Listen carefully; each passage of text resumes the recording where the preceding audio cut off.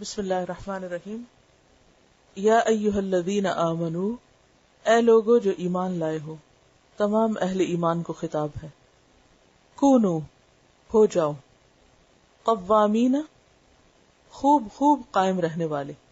قوام قائم سے مبالغہ کا صیغہ ہے، پیچھے بھی پڑھ چکے ہیں. الرجال قوامون علی النساء، وہاں قوامون تھا، یہاں قوامین ہے. قوام کی جمع. خوب قائم رہنے سے مراد کیا ہے؟ حفاظت کرنا، نگہداشت کرنا، کسی چیز کے تحفظ کے لیے آمادہ رہنا. کس چیز کی حفاظت کے لیے؟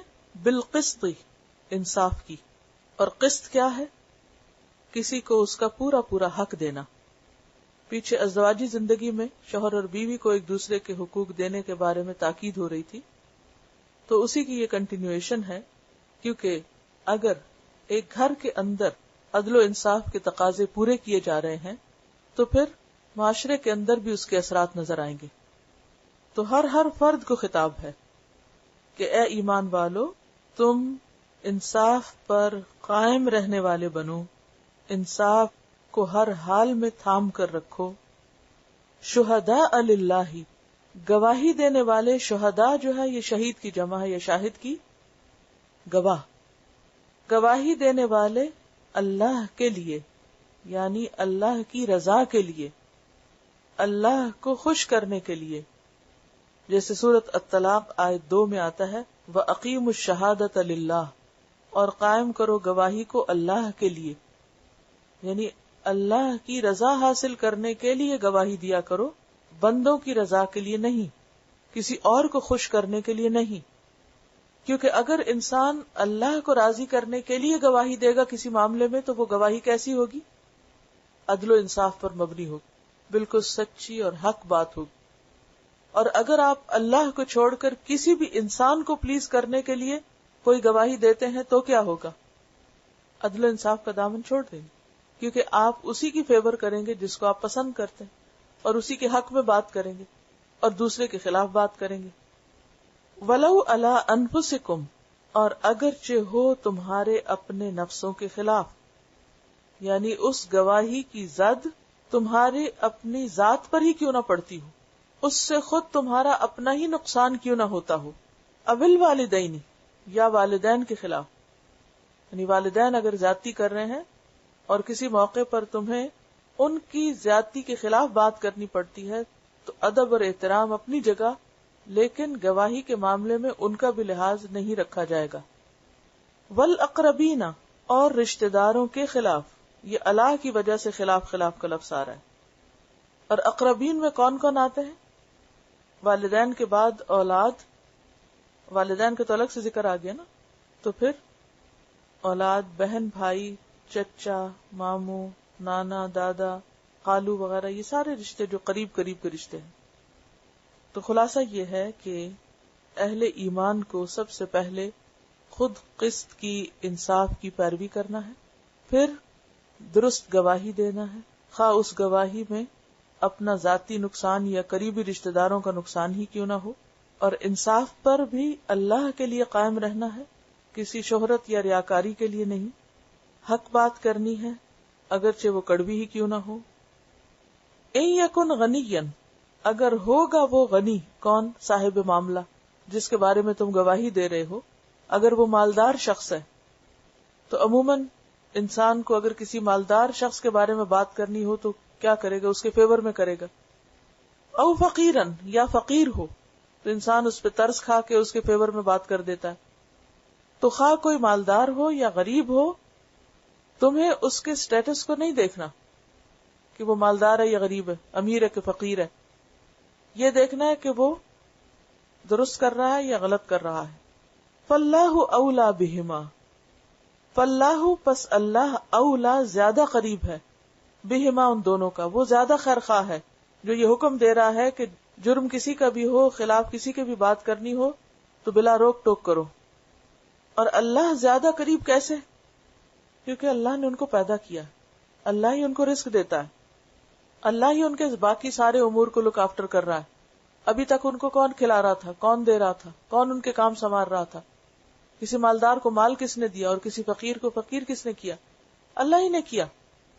اور یہ بھی اللہ ہی کا حکم ہے کہ تم حق بات کرو، کسی کی طرفداری نہ کرو. فلا تتبعوا الہوا، تو نہ تم پیروی کرو خواہش نفس کی. ہوا جو ہے ہوا نفس ہے، یہ نفس کی خواہش.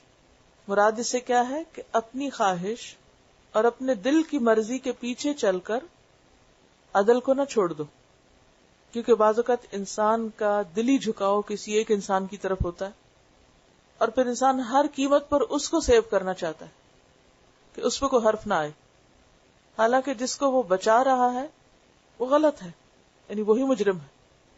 تو مجرم کا ساتھ نہ دو، خواہ وہ تمہارا پسندیدہ انسان ہی کیوں نہ ہو. اگر اس نے غلطی کی ہے تو اس کی غلطی اس پر پڑے گی، اور اگر تم نے اس ظلم میں اس کا ساتھ دیا تو تم بھی ظالم شمار ہوگے. ظالم کوئی بھی ہو، خواہ ماں باپ ہو یا رشتہ دار ہو یا کوئی اور عزیز ہو، ظالم کا ساتھ نہ دو، اس کی طرفداری نہ کرو، اس کو پروٹیکٹ نہ کرو، ورنہ کیا ہوگا؟ قیامت کے دن وہ ہمارے خلاف ہو جائیں گے. ان تعدلوا، کہ تم عدل نہ کر سکو، یعنی خواہش نفس کے پیچھے نہ چلو کہ پھر تم عدل پہ قائم نہ رہ سکو گے. مثلا خواہش نفس میں بعض اوقات انسان کے دل میں کسی کی دشمنی ہوتی، تو اس کے بارے میں بھی قرآن مجید میں فرمایا وَلَا يَجْرِمَنَّكُمْ شَنَآنُ قَوْمٍ عَلَىٰ أَلَّا تَعْدِلُوا اعْدِلُوا هُوَ أَقْرَبُ لِلتَّقْوَىٰ. کسی قوم کی دشمنی تم کو اس بات پر آمادہ نہ کرے کہ تم عدل نہ کرو. نہیں، عدل کرو، وہی تقویٰ سے زیادہ قریب ہے. تو دو ہی چیزیں ہوتی ہیں، بعض اوقات کسی کی محبت انسان کو عدل سے روک دیتی، جیسے پیچھے شوہر بیوی کے معاملے میں ایک شخص کی اگر دو بیویاں اور ایک بیوی سے زیادہ محبت ہے اور دوسری سے کم، تو جس سے محبت زیادہ اس کی طرف جھکاؤ زیادہ ہوگا تو عدل و انصاف کے تقاضے جو ہیں پامال ہوں گے. اور کبھی کسی کے خلاف نفرت جو ہے وہ انسان کو عدل سے ہٹا دیتی، کہ دوسری بیوی جو ہے اگر وہ انسان اس سے بیزار ہے تو کیا ہوگا، وہ اس کے جانے پہچانے حقوق بھی اس کو نہیں دے گا. تو مراد اس سے یہ کہ خواہ کسی سے دوستی ہو، محبت ہو یا کسی سے دشمنی ہو، بات عدل ہی کی کرو، انصاف پر قائم رہو، انصاف کی روش نہ چھوڑو، دائیں بائیں نہ جھکو، کسی کی ملامت یا کسی کی تعریف تمہیں عدل کی راہ سے نہ ہٹائے. اور یہ عدل صرف کیا کسی عدالت میں عدل کی بات ہو رہی ہے یا کہیں اور بھی؟ ہر معاملے میں، عام زندگی میں بھی. مثلا اولاد کے درمیان بعض اوقات بچوں میں سے کسی ایک بچے کی طرف جھکاؤ زیادہ ہو جاتا ہے تو ماں باپ سب کچھ اسی کو دینے لگتے ہیں اور باقی بچوں کے مقابلے میں اس کو زیادہ نواز دیتے ہیں، تو ایسا کرنا زیادتی ہے. یہ اس حکم کے خلاف ہو جائے گا کونوا قوامین بالقسط. انصاف پہ قائم نہیں رہ سکو گے. کب؟ کسی بچے کی محبت کی وجہ سے اس کو باقی بچوں پر ترجیح دینے یا فوقیت دینے میں. تو فرمایا فلا تتبعوا الهوى ان تعدلوا وان تلووا، اور اگر تم کجی کرو گے. کجی کیا ہوتی ہے؟ لام واو یا یلوون السنتہم پڑھ چکے ہیں نا، موڑنا، سیدھی زبان کو موڑنا، موڑ کے بات کرنا. اس سے وہ کیا کرتے تھے زبان موڑ کے؟ یعنی مخرج سے اس لفظ کو اس کے مخرج سے نکالنے کی بجائے اس کے قریبی مخرج سے نکال کے معنی بدل دیتے تھے، یعنی زبان کے ہیر پھیر سے. تو اسی طرح بعض اوقات ایک بات ہوتی کچھ ہے اور انسان اسے موڑ توڑ کے پیش کرتا ہے. یہ مراد کہ جب تم گواہی دے رہے ہو تو موڑ توڑ کے بات نہ کرو، سیدھی بات کرو، زومانی بھی نہ ہو. وَإِن تَلْوُوا، اور اگر تم کجی کرو گے، ٹیڑھی بات کرو گے، او تُعْرِضُوا، یا تم پہلو تہی کرو گے، اعراض برتو گے، گواہی نہیں دو گے، شہادت سے بچنا چاہو گے. تُعْرِضُوا کا لفظ کس سے؟ اعراض سے. اعرض یعرض اعراض. اعراض کیا ہوتا ہے؟ منہ پھیر لینا، جو کام کرنا چاہیے وہ نہ کرنا. یعنی اگر تم اعراض برتو گے، گواہی نہیں دو گے جب گواہی دینے کے لیے تم کو بلایا جائے. اسی لیے نبی صلی اللہ علیہ وسلم نے فرمایا تھا الا اخبرکم بخیر الشہداء، کیا میں بتاؤں تم کو کہ بہترین گواہ کون ہوتے ہیں؟ الذی یأتی بشہادتہ قبل ان یسألہ، جو گواہی لے آتے ہیں اس سے پہلے کہ ان سے کہا جائے. یعنی ان کی منتیں نہیں کرنی پڑتی، ان کے پیچھے نہیں جانا پڑتا، ان کو کچھ رشوت نہیں دینی پڑتی، بلکہ جب ان کی ضرورت پیش آتی ہے اور انہیں گواہی کے لیے بلایا جاتا ہے تو وہ حاضر ہو جاتے ہیں. یہ بھی فریضہ ہے نا ادا کرنا.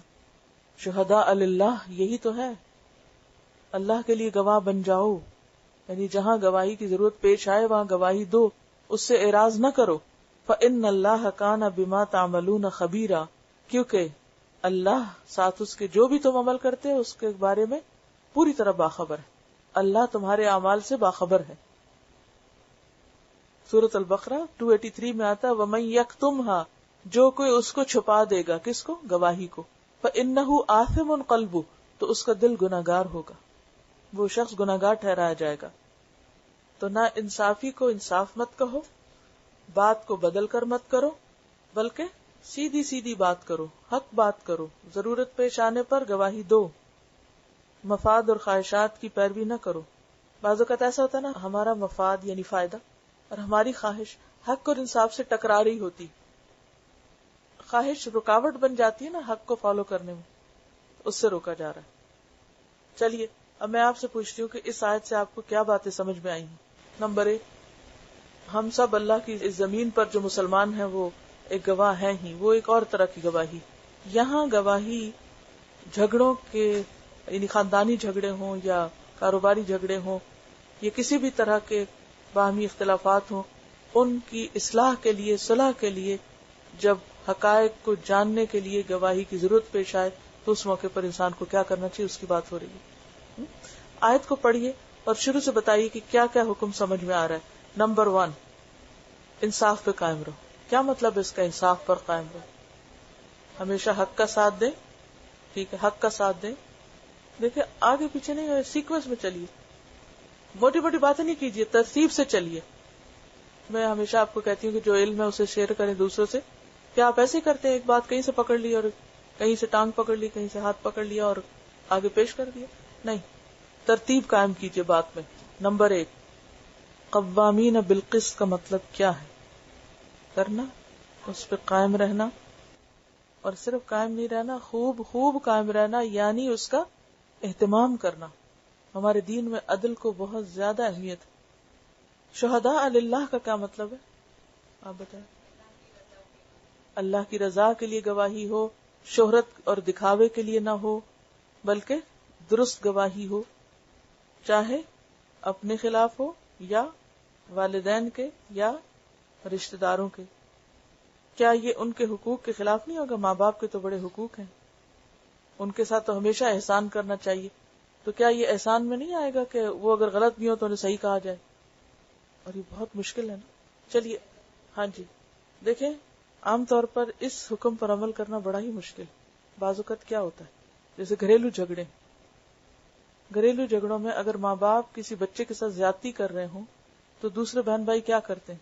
بعض اوقات کہتے بھی ہمیں نہیں پتا, ہم جا رہے ہیں, ہمارے اس سے کوئی تعلق نہیں, اپنا معاملہ خود ہی دیکھو.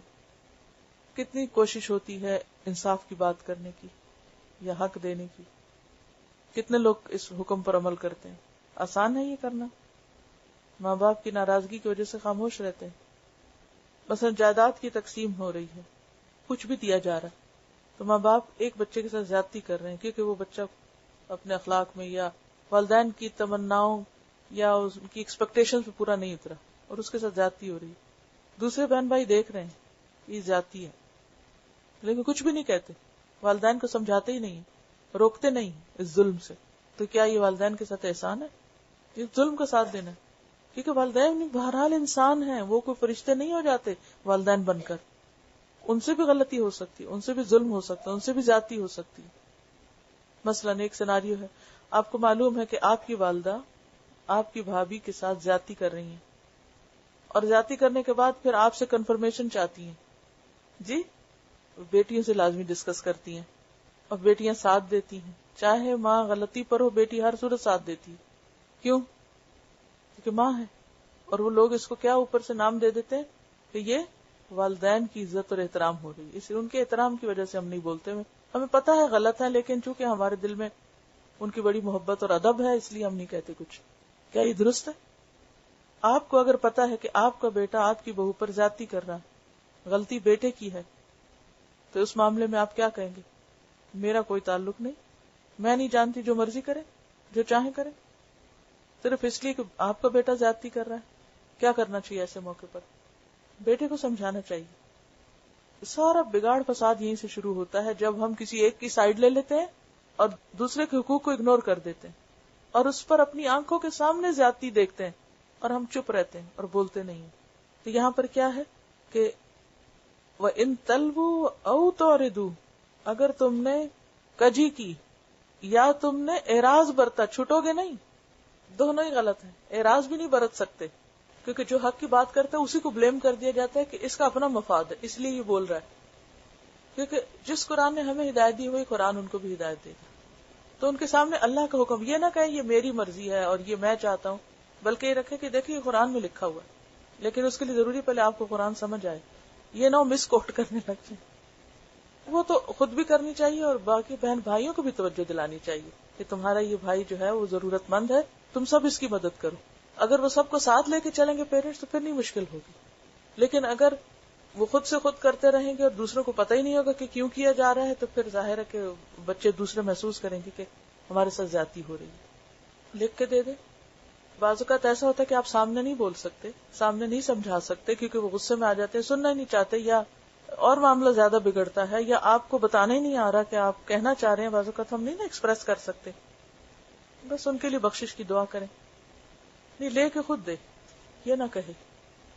ان کا سوال یہ ہے کہ اگر ایک بچہ رچ ہے اور باقی پور ہیں تو کیا وہ یہ کر سکتا کہ ماں باپ کو کہے کہ ہمیں نہ دے حصہ اور باقیوں کو میرا بھی دے دیں؟ ایسا نہیں کر سکتے. پہلے آپ لے لیں اور پھر اپنے ہاتھ سے دے دیں دوسروں کو. اس سے بہن بھائیوں کے تعلقات آپس میں درست ہوں گے. چلیے آگے چلتے ہیں. یا ایھا الذین آمنو، اے لوگو جو ایمان لائے ہو، آمنو باللہ ورسولہ، ایمان لاؤ اللہ پر اور اس کے رسول پر. وہ تو ہم لائے ہوئے ہیں، پھر کیوں کہا گیا؟ جی ایمان والوں کو کہا جا رہا ہے کہ ایمان لاؤ. کیوں؟ یہ شعوری ایمان لاؤ، ایمان کا تقاضا پورا کرو. والکتابی، اور کتاب پر ایمان لاؤ، الذی نزل علی رسولہ، وہ جو اس نے اپنے رسول پر نازل کی. نزل ینزل تنزیل، سورۃ آل عمران یاد کریں کیا معنی ہوتا ہے نزل میں؟ اہتمام کے ساتھ تھوڑا تھوڑا کر کے نازل کرنا. والکتابی، اور اس کتاب پر الذی، وہ جو انزل من قبل، اس نے اتاری اس سے پہلے. اب یہاں انزل آیا، کس کتاب کی طرف اشارہ ہے؟ تورات اور انجیل کی طرف اور تمام کتب کی طرف. یہاں الکتاب اسم جنس ہے اور عربی میں اسم جنس میں واحد، جمع، مذکر، مؤنث سبھی شامل ہوتے ہیں. بظاہر دیکھنے میں لفظ سنگولر نظر آتا ہے لیکن ہوتا کیا ہے، وہ جمع کے معنی میں. یعنی پہلے جو کتابیں نازل ہوئی ہیں ان پر بھی ایمان لاؤ. اور کہاں پر یہ حکم آیا ہے؟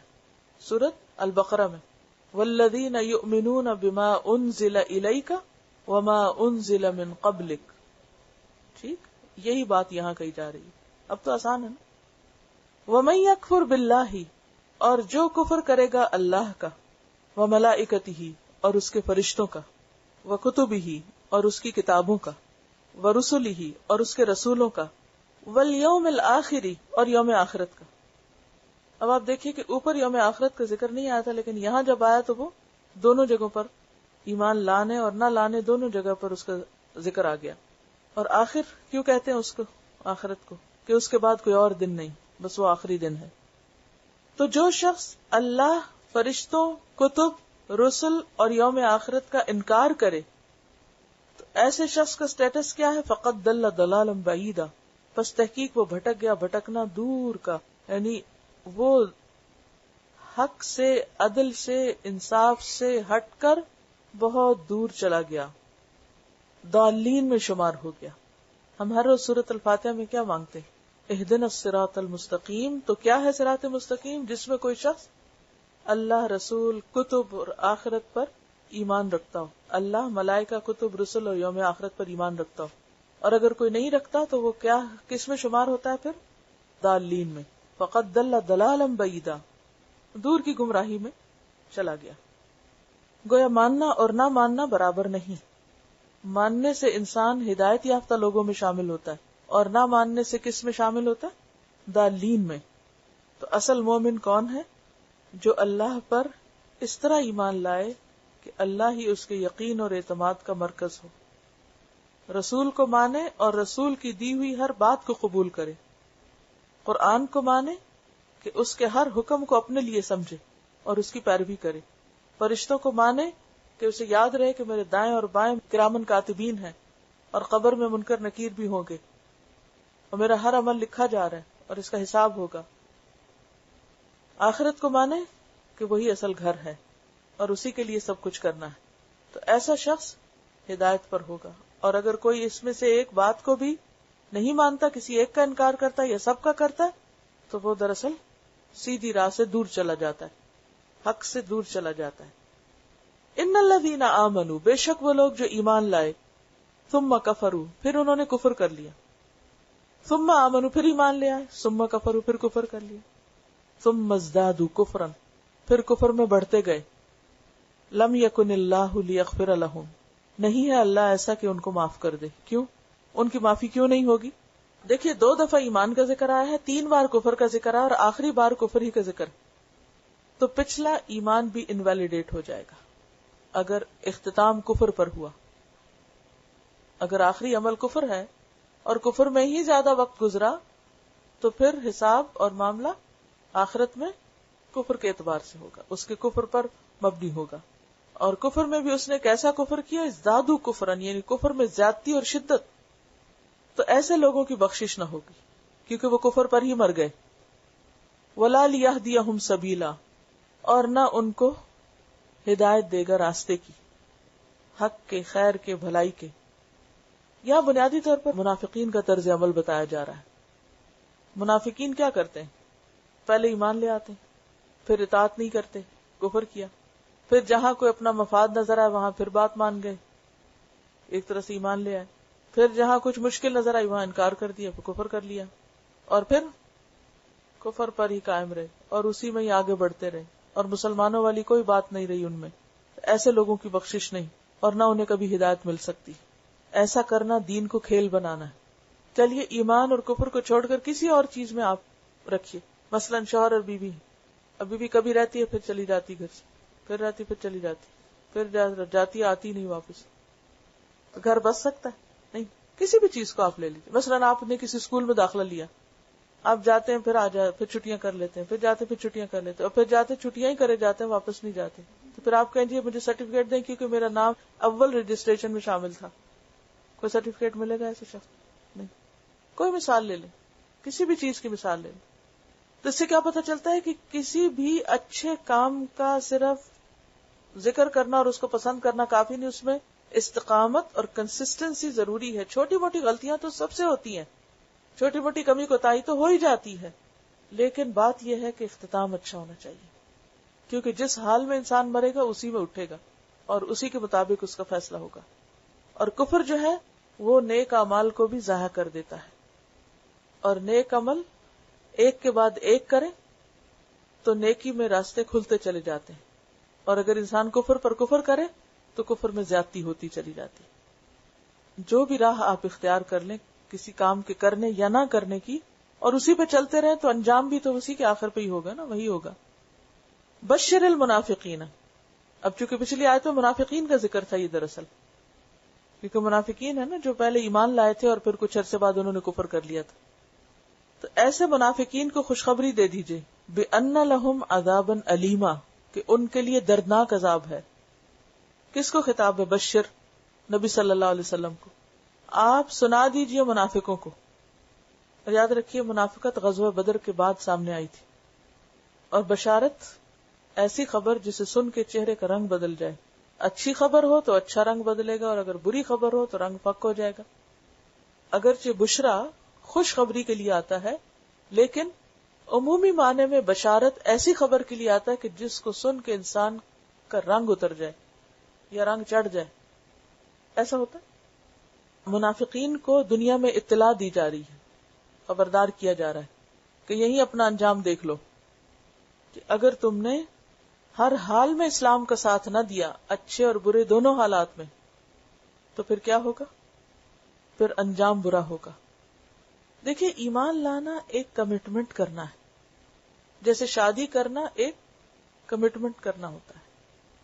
کوئی بھی کام جو انسان دنیا میں کرتا ہے اور جس کو سنجیدگی کے ساتھ لیتا، بھلے آپ کہیں جاب ہی کریں، تو ایک رویہ ہوتا ہے کمٹمنٹ کرنے کا، کہ جب آپ نے کمٹ کر لیا، عہد کر لیا، اب حالات اچھے ہیں یا برے ہیں، آپ ہر حال میں قائم ہیں اس پر. مثلا جب آپ جاب کرتے ہیں تو کیا کرتے ہیں؟ جس دن آپ کا موڈ اچھا ہو آپ کام پہ چلے جاتے ہیں، اور جب آپ کا موڈ خراب ہے آپ ناراض ہو جاتے ہیں اور آپ فون کر دیتے ہیں آج میرا موڈ اچھا نہیں، میں نہیں کام پہ آ رہا. ایسا ہوتا ہے کہ کیا ہوگا اگر کوئی ایسا کرے؟ فائر. لیکن دین کے ساتھ ہمارا یہ مذاق کیوں ہے؟ کیونکہ دنیا میں ابھی کوئی فائر ہے نہیں نا، وہ تو جہنم ہی کی فائر ہے. ایسے حیرت کی بات ہے نا، جب ہم کوئی دنیا کی، چلے آپ جاب بھی کو دیکھ لیں، جب ہم کوئی دنیا کی جاب کرتے ہیں ہم انتہائی سیریس ہوتے ہیں. بیمار بھی ہوں تو چھٹی نہیں کرتے، کیوں؟ پیسے نہیں ملیں گے. لیکن جب دین کا کام کے لیے ہم کمٹمنٹ کرتے ہیں تو ہمارا رویہ کیا ہوتا ہے؟ اگر دنیا کی کوئی ڈگری چاہیے ہو تو ہم ہر صورت میں یونیورسٹی جائیں گے. قرآن پڑھنا ہو تو جس دن دل چاہے چھٹی کر لیں، کیا فرق پڑتا ہے؟ قرآن ہی ہے نا، بعد میں پورا کر لیں گے. جب جی چاہ نماز پڑھ لیا، جب موڈ نہ ہو نماز چھوڑ دی، جب دل چاہ کوئی کام کر لیا، دل چاہ نہ کیا. یہ رویہ انتہائی خطرناک رویہ ہے، کیونکہ ایسا کرنے والے انتہائی رسک میں. کوئی پتہ نہیں جس وقت آپ کا موڈ بگڑا ہوا ہو اسی وقت موت کا فرشتہ پہنچ جائے، پھر کیا ہوگا؟ اصل چیز یہ ہے کہ انسان اللہ سے ڈرتے ہوئے زندگی بسر کرے، موڈ کے تابع زندگی نہ ہو. I don't feel like doing it. یہ کوئی عذر نہیں. جب کمٹمنٹ ہے کسی چیز کے ساتھ تو عسر میں بھی اور یسر میں بھی. جیسے صحابہ کرام تھے نا، تو جنگ بدر کے موقع پر جب آپ نے ان سے پوچھا کہ کہاں جنگ کریں اور مشورہ لے رہے تھے، تو مہاجرین تو آپ کے ساتھ آئے تھے اور انہوں نے تو اپنے کنسنٹ دے دیا کہ آپ جو کریں گے ہم ساتھ ہیں، لیکن انصار ابھی خاموش تھے. تو آپ نے اپنا سوال 2-3 دفعہ دہرایا. تو اس کے بعد انصار کا ایک ریپرزینٹیٹو اٹھا اور اس نے کہا کہ ہم آپ کے ساتھ ہیں، اگر آپ ہمیں حکم دیں گے سمندروں میں کود پڑنے کو تو ہم اس میں بھی کودیں گے، آپ جو چاہیں ہم سے کام لیں، جہاں چاہیں ہم کو لے جائیں. یہ کیا تھی؟ کمٹمنٹ تھی کہ ہم نے معاہدہ کیا آپ سے. یہ تھوڑی کہ اچھا موڈ ہو تو ایک بات کر لی، بگڑے موڈ تو دوسری بات کر لی. کون سا کیا تھا معاہدہ انصار نے؟ کہاں کیا تھا؟ بیعت عقبہ پڑھا ہے؟ کبھی سیرت کی کتاب بھی پڑھ لیا کریں. بیعت عقبہ اولا اور ثانیہ، اس وقت انصار نے نبی صلی اللہ علیہ وسلم کو اپنی سپورٹ کا یقین دلایا تھا کہ آپ ہمارے پاس آئیے اور ہم آپ کی ہر طرح سے مدد کریں گے، اپنی جان مال اولاد سے، کچھ بھی ہم پہ گزر جائے گی ہم آپ کا ساتھ دیں گے. اور انہوں نے دیا، اور جبھی دین قائم ہوا اور جبھی دین پھیلا. آج مسلمان کیوں زوال یافتہ ہے؟ سب سے زیادہ خود مسلمان اپنے دین کو نقصان دیتے ہیں، خود سب سے زیادہ دھوکہ دیتے ہیں. دین کے ساتھ پرسنل لیول پر، آرگنائزیشنل لیول پر، اجتماعی سطح پر ہماری کمٹمنٹ کوئی نہیں. مسلمان ہوتے ہیں نماز نہیں پڑھتے، مسجد نہیں جاتے، روزہ نہیں رکھتے، کیوں کہتے ہیں ہم مسلمان ہیں. یہ کہا ہے کہ مسلمان ہے؟ یہ کیا بات ہوئی؟ مسلمان تو نام ہی پریکٹس کرنے کا. اسلام کا مطلب ہے اطاعت کرنا، فرما بردار. حکم آ گیا بس چلو. اب یہ نہیں دیکھو کہ تھکے ہوئے ہو، ہلکے ہو کہ بوجھل ہو، بس اللہ نے بلا لیا، ٹھیک ہے چل کے نہیں جا سکتے بیٹھ کے چلے جاؤ. دنیا کے کاموں میں بھی تو ویل پہ چیئر پہ چلے جاتے ہیں نا. تو اپنی خود ہی تردید کرے. آئی ایم مسلم. مسلم کا مطلب ہے پریکٹسنگ پرسن، اطاعت گزار. اور خصوصاً یہ منافقت کب شروع ہوئی تھی؟ جب ابھی اسلام کمزور تھا، مسلمان کمزور تھے، کفار مضبوط تھے. ابھی جنگ بدر کے آس پاس، جنگ احد میں، پھر آگے بھی فتح مکہ تک حالات کیا تھے؟ مسلمان کمزور تھے. تو اس میں جب منافقین دیکھتے کہ مسلمانوں کا پلہ بھاری ہو رہا، ادھر آ جاتے. جب دیکھے کہ مشرکین طاقت پکڑنے لگ گئے تو ادھر چل پڑتے. آمنوا ثم کفروا ثم آمنوا ثم کفروا، کبھی ادھر کبھی ادھر. ایسے لوگ سب سے زیادہ نقصان دہ ہوتے ہیں. الذین، یہ وہ لوگ ہیں، یتخذون الکافرین اولیاء من دون المؤمنین، جو کافروں کو دوست بنائے ہوئے ہیں مومنوں کو چھوڑ کر. یہ بھی منافقت کی نشانی، کیونکہ ان کے مفادات کفار سے ہیں. منافق ہوتے ہی مفاد کے بندے.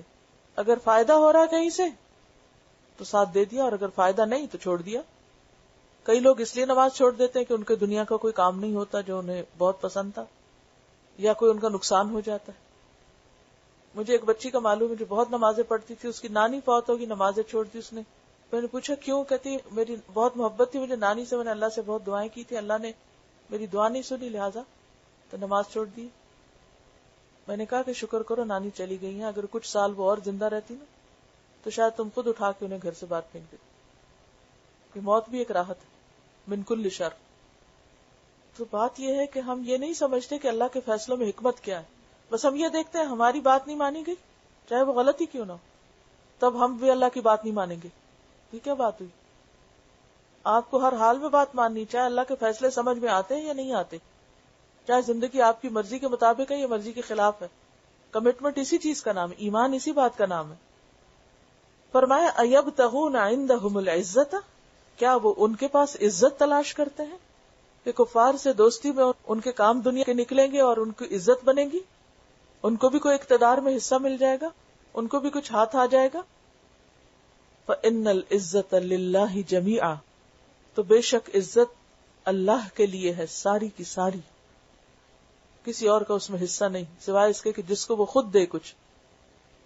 اللہم مالک الملک تؤتی الملک من تشاء وتنزع الملک ممن تشاء وتعز من تشاء وتذل من تشاء، جسے تو چاہے عزت دے، جسے تو چاہے ذلیل کرے. سورۃ فاطر آیت 10 میں بھی آتا ہے من کان یرید العزت فللہ العزت جمیعا، جس کو عزت چاہیے تو یاد رکھے کہ عزت ساری اللہ کے پاس ہے. اگر عزت چاہتے ہو تو ایمان لاؤ. وقتی طور پہ مشکلات ہوں اور لوگوں کی نظروں میں تم گر بھی جاؤ تو کوئی بات نہیں، ایمان پہ قائم رہو. الٹیمیٹلی عزت تمہاری تو اللہ ہی کے پاس اور وہ ایمان والوں ہی کو نصیب ہوگی. ان اکرمکم عند اللہ اتقاکم. سورۃ منافقون آیت 8 میں آتا ہے وَلِلَّهِ الْعِزَّةُ وَلِرَسُولِهِ وَلِلْمُؤْمِنِينَ وَلَكِنَّ الْمُنَافِقِينَ لَا يَعْلَمُونَ. اور عزت اللہ کے لیے، اس کے رسول کے لیے، مومنوں کے لیے، لیکن منافق یہ بات نہیں جانتے کہ عزت کس کے لیے اور حقیقی عزت کیا ہے. بات یہ ہے کہ اللہ کے سوا کسی اور سے عزت چاہنا، عزت کی ڈیمانڈ کرنا، عزت کو ایکسپیکٹ کرنا انسان کو ذلیل کر دیتا ہے. انسان کو چاہیے کہ بندوں سے ہٹ کر اللہ کے ہاں اپنا مقام بنائے. عموماً انسان کیا چاہتا ہے، میں اس کی نظروں میں عزیز ہو جاؤں، میں اس کی نظروں میں عزیز ہو جاؤں، یہاں میری قدردانی ہو، وہاں میری چاہت ہو. لیکن بات یہ کہ بندوں کے ہاتھ میں کچھ نہیں. اگر کچھ چاہیے تو اللہ کو راضی کریں، اللہ کو خوش کریں.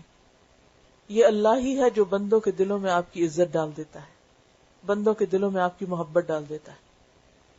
لیکن کس وقت؟ جب آپ اللہ کے بن جاتے تو ساری دنیا آپ کی بن جاتی. اور اگر آپ اللہ کے نافرمان ہیں تو ایک ایک ذرہ لعنت کرتا ہے. یلعنہم اللائنون. تو جو خواہشات کا بندہ ہوتا ہے وہ بس ایک طرف جھک پڑتا ہے جدھر اس کا مفاد ہوتا ہے، خواہ ایمان کی قیمت پہ کیوں نہ ہو.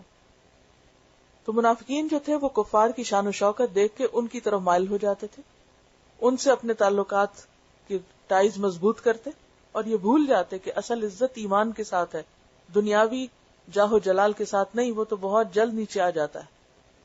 وقد نزل علیکم فی الکتاب، اور تحقیق اس نے نازل کیا ہے تم پر کتاب میں.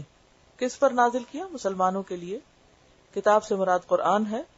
ان یہ کہ اذا سمعتم، جب سنو تم، آیات اللہ، اللہ کی آیات کو، یکفر بہا، کہ ان کا انکار کیا جا رہا ہے. اللہ نے اپنی کتاب میں تمہیں یہ بات واضح کر دی ہے کہ اگر تم کسی مجلس میں ہو اور وہاں اللہ کی آیات کا انکار کیا جا رہا ہے، وہ یستہزأ بہا، اور ان کا مذاق اڑایا جا رہا ہے، فلا تقعدوا معہم، تو تم ان کے ساتھ نہ بیٹھو، حتی یخوضوا فی حدیث غیری، یہاں تک کہ وہ کسی اور بات میں مشغول ہو جائیں. انکم اذا مثلہم، اگر تم نے ایسا کیا، وہیں بیٹھے رہے، تم بھی انہی جیسے ہو جاؤ گے، یعنی گناہ کے اعتبار سے برابر ہو جاؤ گے. ان اللہ، بے شک اللہ، جامع المنافقین والکافرین فی جہنم جمیعا، کافروں اور منافقوں سب کو جہنم میں جمع کرنے والا ہے، سب کو ایک ہی جگہ اکٹھا کرے گا. اس آیت میں ایک بڑی اہم ہدایت دی گئی، اور وہ ہدایت کیا ہے کہ انسان جن لوگوں کے ساتھ اٹھتا بیٹھتا ہے، جن لوگوں کے ساتھ رہتا ہے، یہ دیکھے کہ ان کا اخلاق اور کردار کیا ہے، کیونکہ تم انہی کے نام سے پہچانے جاؤ گے یا نہیں. انسان اپنے دوست کے دین پر ہوتا ہے. آپ کی پہچان کس سے ہوتی؟ آپ کا تعلق کس سے؟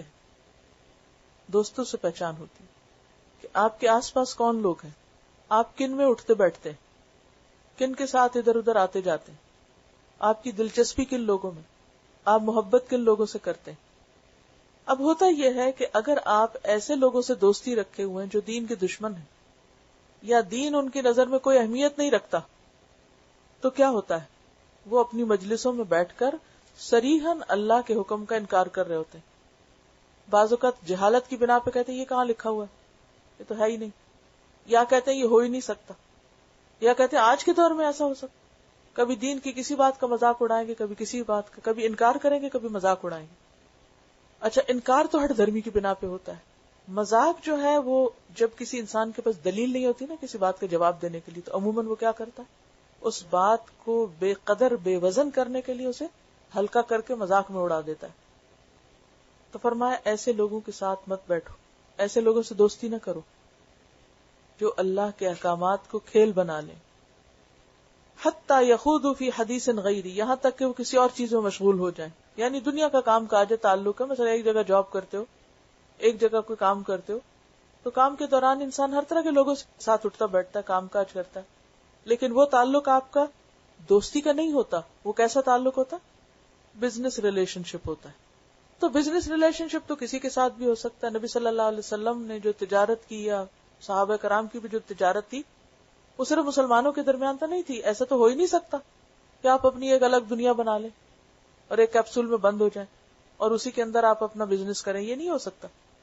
بزنس کے لیے آپ کو مسلم، نان مسلم، فاسق، فاجر، کافر، منافق ہر ایک سے تعلق رکھنا پڑتا ہے، لیکن وہ تعلق دل کا تعلق نہیں ہوتا۔ کلائنٹ کے ساتھ یا کسٹمر کے ساتھ تعلق کون سا تعلق ہوتا ہے؟ بزنس کا۔ اس میں یہ تھوڑی ہوتا ہے کہ آپ ان پہ جان فدا کیے ہوئے ہوتے ہیں، بس ٹھیک ہے ان کو آپ سے کام ہے، آپ کو ان سے لین دین ہے، بس ہوئی بات ختم ہو گئی۔ یہاں مراد ہے دوستی کا تعلق، محبت کا تعلق۔ کسی ایسے شخص سے مت رکھو جس میں دو باتیں ہوں۔ نمبر ایک، اللہ کی آیات کو مانے ہی نہ، اللہ کے احکامات کا سری انکار کر دے۔ شراب حرام ہے ہی نہیں، سود بھی حرام نہیں، جھوٹ بھی جائز ہے، ایسے لوگوں سے دلی تعلق مت رکھو جو سری انکار کرے۔ اچھا، بعض اوقات ایسے لوگ ہوتے ہیں جو سری انکار نہیں کرتے، وہ مانتے ہیں سارے احکام اللہ کے، لیکن دین کے ساتھ ان کا رویہ ایک مذاق کا رویہ ہوتا ہے، استہزاء کا ہوتا ہے، نان سیریس ہوتا ہے۔ تو ایسے لوگوں کے ساتھ بھی نہیں بیٹھنا چاہیے۔ کیوں؟ کیونکہ جب کچھ لوگ دین کو کھیل بنائیں گے اور آپ اسی مجلس میں موجود ہیں جہاں کھیل بنایا جا رہا ہے، تو پھر کیا ہوگا؟ بتائیے کیا ہوگا؟ کیا آپ بھی اسی سے نہیں پہچانے جائیں گے؟ ایسے لوگوں کے ساتھ مت بیٹھو، دین کھیل بن جائے گا۔ ایک مرتبہ آپ صلی اللہ علیہ وسلم نے اعتکاف کے لیے مسجد نبی میں اپنا خیمہ لگایا، تو خواتین نے بھی اجازت مانگی، تو آپ صلی اللہ علیہ وسلم نے اجازت دے دی۔ اب جس نے اجازت مانگی تو اس کو اجازت ملی، اس کا خیمہ دے کے دوسرے نے کہا مجھے بھی اعتکاف کرنا ہے۔ پہلے کوئی ارادہ نہیں تھا، کوئی نیت نہیں تھی، کچھ نہیں، دیکھا دیکھی۔ دوسری کو دیکھ کے تیسری نے کہا میں نے بھی آنا ہے، چوتھی نے کہا میں نے بھی آنا ہے۔ آپ صلی اللہ علیہ وسلم باہر نکلے تو یہ سارے خیمے لگے دیکھے کہ یہ کیا ہے، تو آپ نے فرمایا اس میں کوئی خیر نہیں، کیونکہ یہ کس لیے ہے؟ صرف مقابلے میں، کہ وہ کر رہا ہے تو میں بھی کر لوں۔ نہیں، وہ کمپٹیشن نیکی میں کمپٹیشن نہیں تھا، دکھاوے میں تھا ایک طرح سے، کہ وہ اعتکاف کر کے اگر حضور صلی اللہ علیہ وسلم کی نظروں میں محبوب بن جائیں گی تو میں کیوں پیچھے رہوں، میں بھی کوئی ایسا نیکی کا کام کروں کہ میں بھی آپ کی نظروں میں آ جاؤں۔ وہ اس مقصد سے تھا، اس لیے آپ نے سب کو اٹھوا دیا۔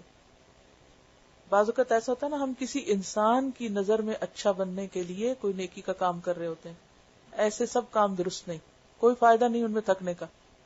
یہ بھی نان سیریس ایٹیٹیوڈ ہے کہ ویسے تو آپ کوئی کام نہ کریں، لیکن کوئی کر رہا تو آپ کو بھی خیال آ جائے، صرف اس لیے نہ آئے کہ اچھا یہ نیکی کا کام ہے مجھے بھی کرنا چاہیے، بلکہ اس لیے آ جائے اچھا یہ شخص نیکی کر کے نیک نامی کمائے گا تو میں کیوں نہ نیک نامی کما لوں ذرا۔ اس میں فرق ہے نا، دو چیزوں میں آپ مکس کر رہے ہیں۔ کسی سے انسپائر ہو کے اچھا کام کرنا ٹھیک ہے، لیکن کس کے لیے وہ اچھا کام کرنا؟ صرف اللہ کے لیے۔ اور کسی سے انسپائر ہو کے اچھا کام کرنا اس لیے کہ وہ کسی کو خوش کر رہا ہے، کسی انسان کو پلیز کر رہا ہے، تو آپ بھی اسی انسان کو پلیز کر لیں، یہ غلط ہے۔ دونوں میں فرق ہے۔ فلا تقعدوا معهم حتى يخوضوا في حديث غيره، یہاں تک کہ وہ کسی اور چیز میں مشغول ہو جائیں، کوئی اور کام ہو تو اس میں آپ پھر ساتھ دیں ان کا۔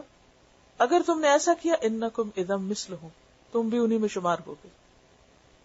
نیکی اور تقوی میں تو دوسرے کے ساتھ تعاون کرنا چاہیے، لیکن ظلم اور زیادتی گناہ کے کام میں کسی سے تعاون نہیں کرنا چاہیے. تو بنیادی طور پر بات یہ ہے کہ نیک لوگوں کی صحبت انسان کو نیک بنا دیتی. جیسے وہ ایک شعر بھی ہے نا، احب الصالحین ولست منہم، مجھے نیک لوگوں سے محبت ہے حالانکہ میں ان میں سے نہیں ہوں، میں خود کو نیک نہیں سمجھتا. لعل اللہ یرزقنی صلاحا، شاید کہ اللہ مجھے بھی نیکی کی توفیق دے، میں بھی نیک بن جاؤں. اس اعتبار سے تو ٹھیک ہے، آپ کسی کو دیکھتے ہیں نیکی کرتے تو آپ کا دل چاہتا ہے میں بھی نیکی کروں، اور خالص اللہ کے لیے آپ کرتے ہیں. تو اچھا دوست جو ہے اس کی مثال حدیث میں کس سے دی گئی؟ خوشبو بیچنے والے سے. کہ اگر آپ خوشبو نہ خریدیں گے، اس کی دکان پہ بیٹھے رہیں گے، جب جب وہ بیچے گا خوشبو کے جھونکے آپ کو آتے رہیں گے. اور برا دوست کیا ہے؟ لوہار کی بھٹی جھونکنے والے. کیونکہ اگر آپ اس کے پاس جا کے بیٹھ گئے، وہ تو اپنی بھٹی جھونک رہا ہے اور بےچارا مصیبت اٹھا رہا ہے دھوئیں کی، دھواں اس کے کپڑوں کو لگ رہا ہے، لیکن آپ ساتھ بیٹھے ہیں تو آپ کے بھی کپڑوں میں دھواں آ جائے گا. جیسے اگر آپ سگریٹ پینے والے کے ساتھ بیٹھ جائیں تو کیا ہوتا ہے؟ آپ کے کپڑوں میں بھی سگریٹ کی بو آ جائے گی. تو ایسی مجالس کا بائیکاٹ کرنا ضروری ہے جہاں کوئی نیکی کا کام اللہ کی خاطر نہ ہو، انسانوں کی خاطر ہو جائے. پھر فرمایا ان اللہ جامع المنافقین والکافرین. تو چونکہ اوپر کفر اور استہزاء کی بات ہوئی، کفر کون کرتا ہے؟ جو کافر ہوتا ہے. اور استہزاء کون کرتا ہے؟ منافق. پیچھے آپ پڑھ چکے نا سورۃ البقرہ میں. جی ہاں، کہ وہ کیا کرتے تھے؟ اذا لقوا الذین آمنوا قالوا آمنا واذا خلوا الی شیاطینہم قالوا انا معکم. ڈبل فیس، ادھر ہوئے تو کہا تمہارے ساتھ ہے، ادھر ہوئے تو کہا تمہارے ساتھ ہے، اور پھر کیا کہتے؟ انما نحن مستہزئون، ہم تو مذاق کر رہے تھے. تو یہاں دو لوگوں کا ذکر ہو رہا ہے اس آیت میں. ایک کون ہے؟ جو کفر کرتے ہیں، اور دوسرے جو دین کا مذاق اڑاتے ہیں. تو نیچے بھی پھر منافقین اور کافرین کا ذکر آ گیا. اصل میں منافق جو ہیں بظاہر اسلام کا لبادہ اوڑے ہوئے بھی ہوں تو ان کا شمار انہی کے ساتھ ہوگا، انجام ان کے ساتھ ہوگا، کیونکہ عمل میں ان سے قریب ہے. الذین یتربصون بکم، وہ جو تمہارے بارے میں انتظار میں رہتے ہیں، امید لگا کے رکھتے ہیں. یعنی منافق جو تھے وہ مسلمانوں کے بارے میں منتظر رہتے تھے کہ کس وقت مسلمان برے حالات سے دوچار ہوں، ان کی حکومت زوال پذیر ہو اور کافروں کو ان پہ غلبہ حاصل ہو جائے. کیونکہ منافق اصول پسند تو نہیں ہوتا نا، تو مفاد پرست ہوتا ہے. فَإِن كَانَ لَكُمْ فَتْحٌ مِّنَ اللَّهِ، پھر اگر ہو تمہارے لیے فتح اللہ کی طرف سے، اللہ تم کو کامیابی نصیب کرے. قالوا، تو کہتے ہیں أَلَمْ نَكُن مَعَكُمْ، کیا ہم تمہارے ساتھ نہیں تھے؟ ہم بھی تو مسلمان ہیں، مال غنیمت میں ہمارا بھی حصہ لگاؤ، ہم تو تمہارے سپورٹر تھے. جیسے الیکشن ہوتا ہے نا، تو کچھ لوگ تو وفادار ساتھی ہوتے ہیں، ہر حال میں ساتھ رہتے ہیں، جیتے یا ہارے. اور کچھ ہوتے ہیں جو بیچ کے لوگ ہوتے ہیں، وہ جو دونوں طرف کو راضی رکھتے ہیں. ایک پارٹی جیت گئی تو اس کے ہواری بن گئے، دوسری جیتے تو کہا اصل میں تو ہم تمہارے ساتھ ہیں، ہم تو ان کو بس چکما دے رہے تھے. وَإِن كَانَ لِلْكَافِرِينَ نَصِيبٌ، اور اگر ہو کافروں کا کوئی حصہ، کس میں؟ فتح میں، غلبے میں. قالوا، تو کہتے ہیں أَلَمْ نَسْتَحْوِذْ عَلَيْكُمْ، کیا ہم تم پہ غالب آنے والے نہ تھے؟ یعنی مسلمانوں کے ساتھ مل کر ہم تمہیں قابو میں لے سکتے تھے، گھیرے میں لینے والے تھے.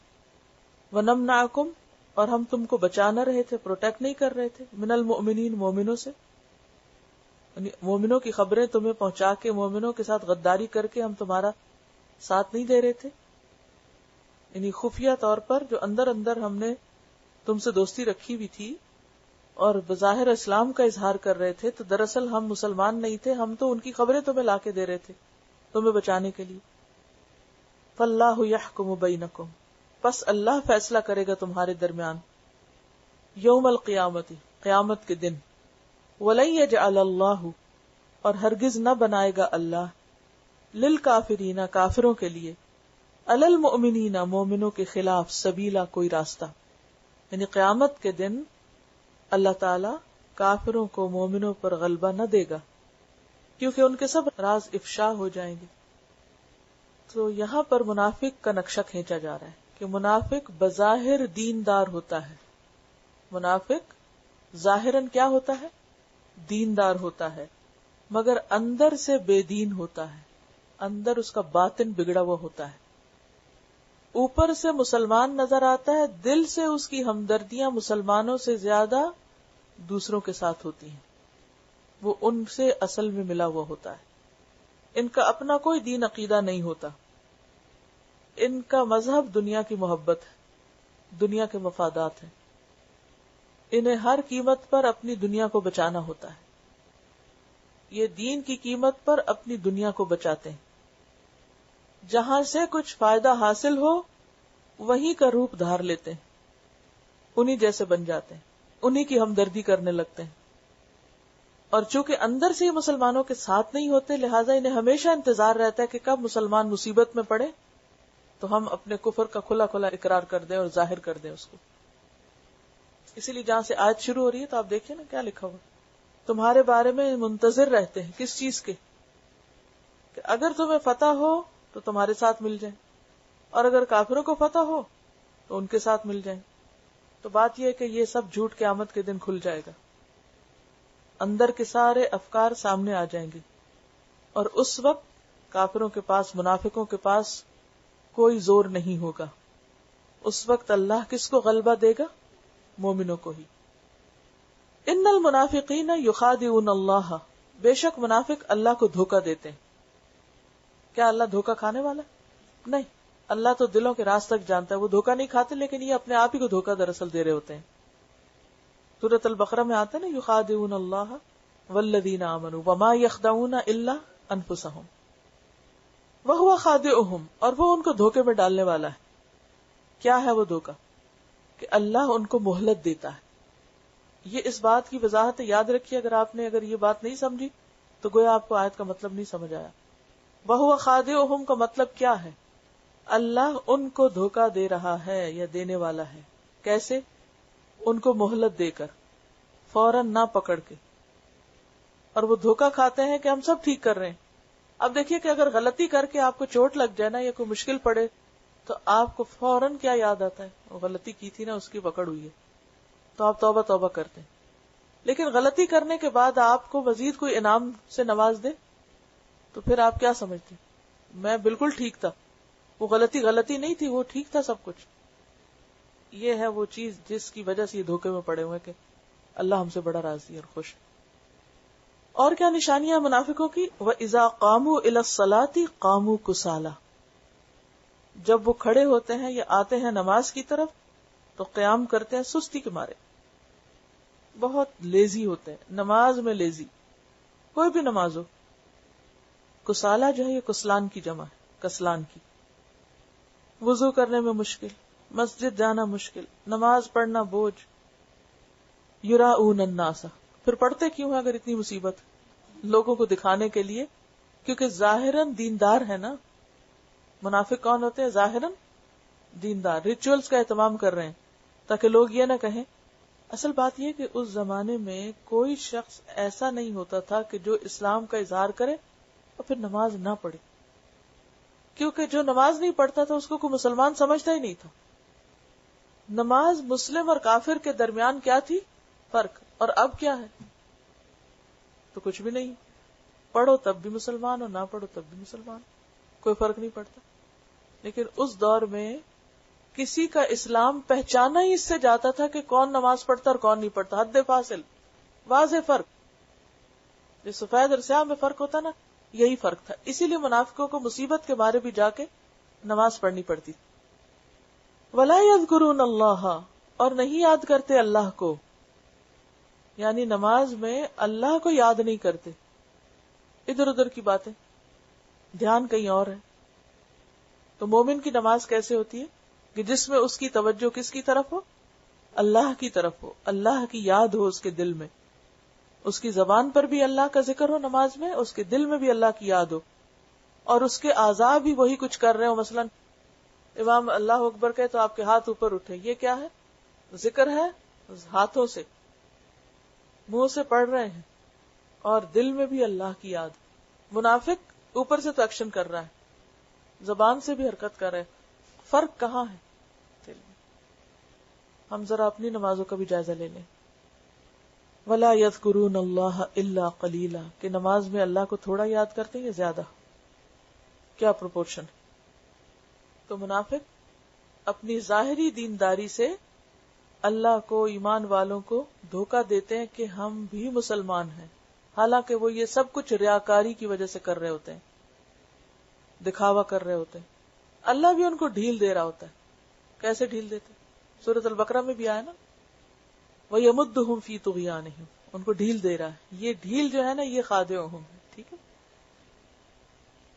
نماز میں سستی، جبکہ مومن کے لیے نماز کا وقت خوشی کا وقت ہوتا ہے. اذان سن کے مومن کا دل خوش ہو جاتا ہے. کیوں؟ اللہ سے ملاقات کا وقت ہے. جیسے آپ اپنے دوست کی ملاقات سے خوش ہوتے ہیں. مثلا آپ کسی جگہ جاتے ہیں اور آپ کو پتا آپ کا دوست بھی وہاں آ رہا ہے، تو آپ کو خوشی ہوتی ہے نا، آپ خوشی بھاگے بھاگے جاتے ہیں. کیوں؟ کہ دوست سے ملاقات کا وقت ہے. تو اپنے دل کا جائزہ لیجیے، کیا نماز کی طرف جاتے ہوئے بھی اتنی ہی خوشی ہوتی ہے جتنی کسی انسانی دوست سے ملاقات کے وقت ہوتی ہے؟ اور اگر نہیں تو کچھ خرابی ہے اندر، ابھی اس کی اصلاح کی ضرورت ہے. پھر یہ کہ منافق ذکر بڑا کم کرتا ہے. وَلَا يَذْكُرُونَ اللَّهَ إِلَّا قَلِيلًا، مومن وَالذَّاكِرِينَ اللَّهَ كَثِيرًا وَالذَّاكِرَاتِ، بہت زیادہ اللہ کا ذکر کرنے والا ہوتا ہے، ہر آن اللہ کا ذکر کرنے والا ہوتا ہے. یہ بڑے فرق ہے مومنوں اور منافقوں میں. منافق نماز دیر سے پڑھتا ہے، دھوپ کے زرد ہونے کا انتظار کرتا رہتا ہے. حدیث میں آتا ہے منافق کی نماز یہ کہ بیٹھا سورج کو دیکھتا رہتا ہے، یہاں تک کہ سورج شیطان کے 2 سینگوں کے درمیان آ جاتا ہے تو اٹھ کر 4 ٹھونگے مار لیتا ہے، اور اس میں اللہ کو کم ہی یاد کرتا ہے. آپ نے یہ بھی فرمایا کہ منافقوں پہ کوئی نماز صبح اور عشاء کی نماز سے زیادہ بھاری نہیں. یہ 2 نمازیں بہت ہی مشکل لگتی ہیں ان کو. نبی صلی اللہ علیہ وسلم نے فرمایا اگر انہیں معلوم ہو جائے کہ ان نمازوں کی ادائیگی میں کتنا اجر و ثواب ہے تو یہ ضرور ان میں پہنچے، خواہ یہ گھٹنوں کے بل کیوں نہ آئے. یعنی چل نہیں سکتے تو کرال کر کے بھی پہنچے، لیکن پہنچے ضرور. لیکن ان کو دین کی سمجھ ہی نہیں کیسے پہنچیں گے. اور بات یہ کہ قیامت کے دن اللہ ان کی ساری منافقت کھول دے گا.